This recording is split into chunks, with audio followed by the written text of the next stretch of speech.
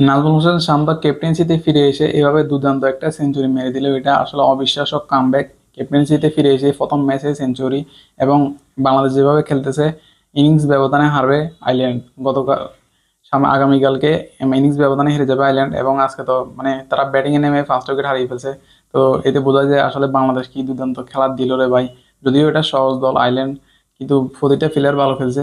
শুধু মুশফিকুর রহিম ভালো খেলতে পারলো না এবং মেহেদী হাসান মিরাজ ভালো খেলতে পারলো না, বাকিরা তো মোটামুটি খেলছে। আর শান্তর মানে ব্যাটিংটা দেখেন আপনি, ওয়ান ডে স্টাইলে ব্যাটিং করছে, ওয়ান ডে না, T20 বললেও ভুল হবে, এটা ওয়ান ডে স্টাইলে ব্যাটিং। আর বাংলাদেশের সমস্যা হলো তারা ওয়ান ডে খেলে সে তখন তারা খেলে টেস্ট ম্যাচ, এখন টেস্ট ম্যাচে তারা ওয়ান ডে ব্যাটিং করতেছে। তো দুর্দান্ত ব্যাটিং বাংলাদেশে, মানে অসাধারণ কামব্যাক, আসলে ভালোই লাগতেছে। এবং শান্তর একটা বোকামি বল রিভিউ নিয়ে নিল, মানে এরা মনে হয় চোখে দেখে না, বল লাগছে ব্যাটে, এরা রিভিউ নিয়ে এনেছে, মানে এটা আসলে হাস্যকর ব্যাপার। তো কথা হলো শান্তর আসলে অবিশ্বাস্য কামব্যাক, বাংলাদেশ দুর্দান্ত ব্যাটিং করছে, আশা করি ম্যাচটা জিতে যাবে।